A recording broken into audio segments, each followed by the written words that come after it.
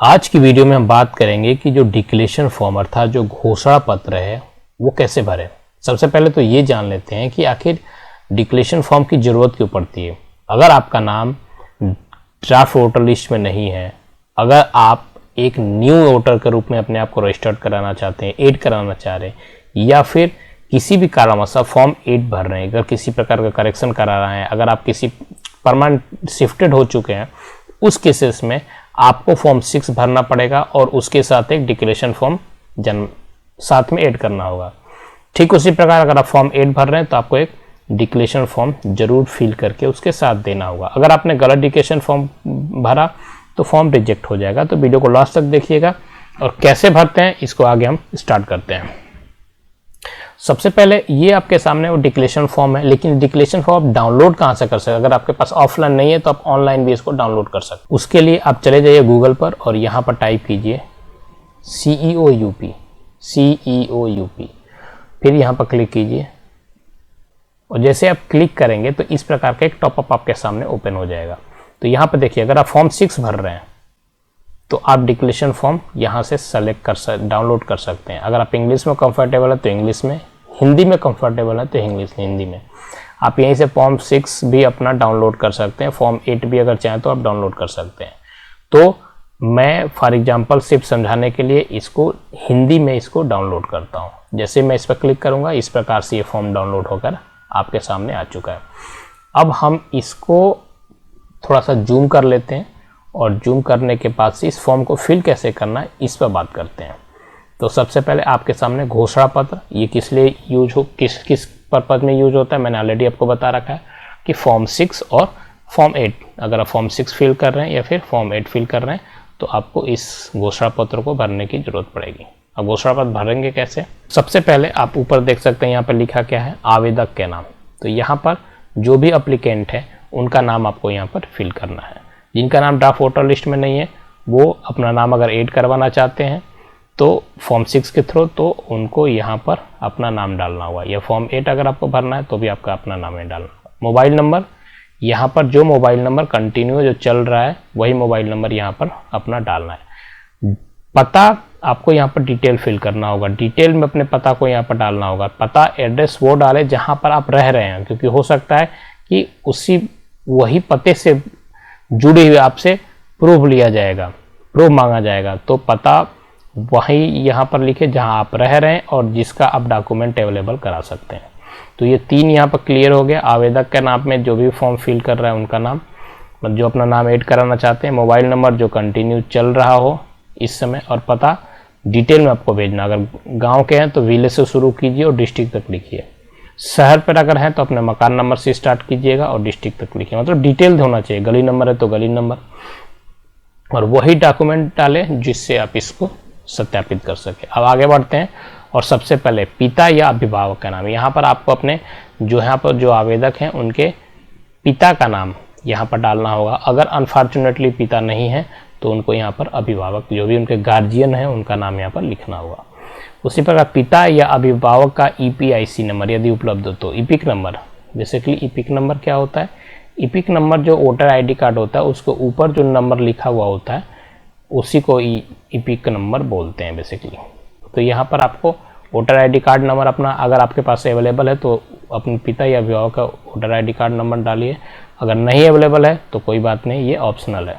फिर यहाँ पर माता का नाम और फिर से माता का जो इपिक नंबर है वो इपिक नंबर यहाँ पर फिर से फिल करना है। फिर उसके बाद से अगर आप मैरिड वुमेन हैं तो आप अपने का यहाँ पर नाम डालिए, और अगर आप वाइफ हैं तो आप अपने हस्बैंड का यहाँ पर नाम डालिए और उनका इपिक नंबर, पति या पत्नी का इपिक नंबर अगर अवेलेबल है तो।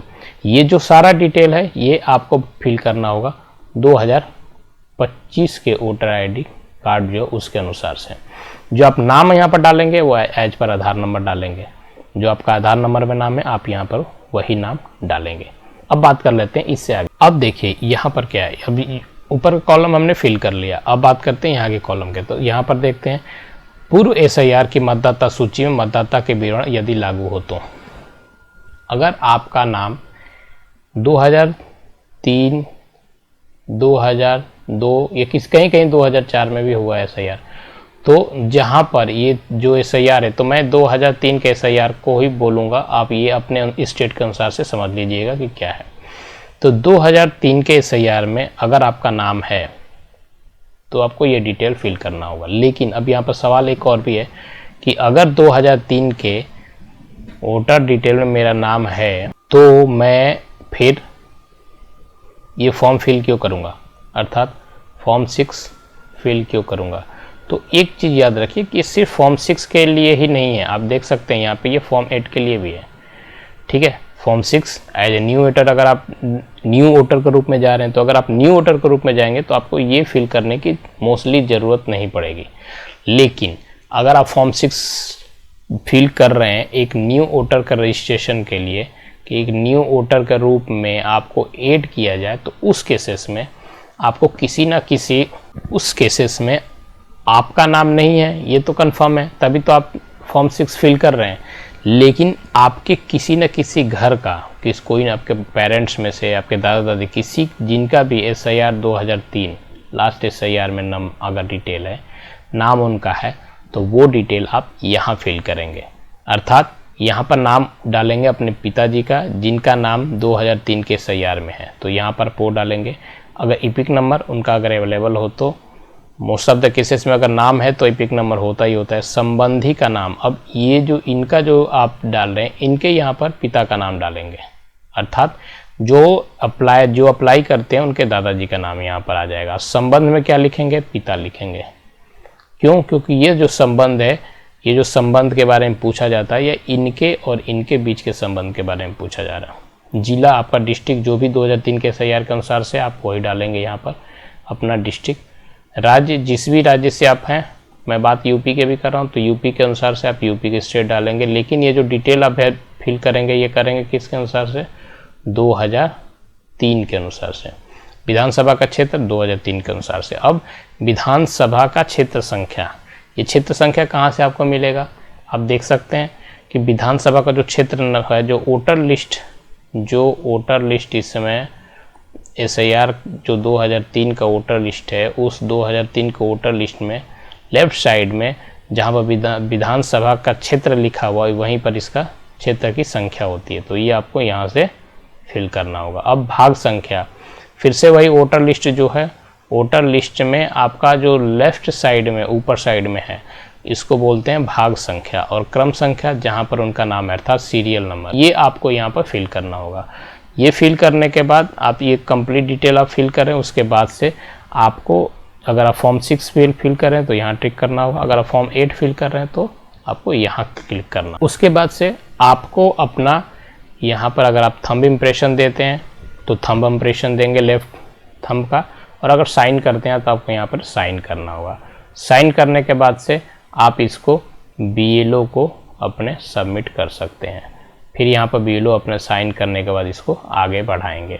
अब इसके साथ कुछ डॉक्यूमेंट्स लगेंगे। डिक्लेरेशन फॉर्म आपको अब क्या करना होगा, आपने फॉर्म 6 अपना फिल कर दिया, तो फॉर्म 6 आपने फिल कर दिया, फॉर्म 6 में आप इस डिक्लेरेशन को लगाएंगे, और उसके बाद इसमें और क्या क्या लगाएंगे, तो आपका जो डेट ऑफ बर्थ है, डेट ऑफ बर्थ के अनुसार से आपको कुछ डॉक्यूमेंट्स लगाने होंगे इसके साथ। तो डेट ऑफ बर्थ के अनुसार से कौन कौन से डॉक्यूमेंट्स लगाएंगे, इस पर ऑलरेडी मैंने एक बहुत बेहतरीन वीडियो बना रखा है। अगर आपने अभी तक नहीं देखा है तो उस वीडियो को देखिएगा, तभी जाकर आप form 6 plus declaration form plus कौन सा डॉक्यूमेंट्स लगेगा वो सही तरीके से इसके साथ लगाकर, और फिर आप अपने BLO को सबमिट कर सकते हैं, ताकि जो फाइनल लिस्ट है उसमें आपका नाम अंकित किया जा सके। तो आपको ये वीडियो कैसा लगा कमेंट बॉक्स में ज़रूर बताइएगा। मैंने काफ़ी हद तक कुछ जो क्वेश्चंस है उनको सॉल्व यहाँ पर ये लेने की कोशिश किया है, लेकिन उसके बावजूद भी अगर आपके पास कोई क्वेश्चन हो, किसी प्रकार की क्लैरिटी नहीं हो, तो आप कमेंट बॉक्स में ज़रूर लिखिएगा। मैं कोशिश करूँगा उन सवालों का जवाब देने के लिए। अगर आपको ये वीडियो अच्छा लगा हो तो वीडियो को लाइक कर दीजिएगा, चैनल को सब्सक्राइब कर दीजिएगा, और अगर ज़रूरत पड़े तो ज़्यादा से ज़्यादा लोगों को शेयर कीजिएगा। तो मिलते हैं आप सभी के साथ एक नए इन्फॉर्मेटिव वीडियो में, तब तक के लिए thank you and take care.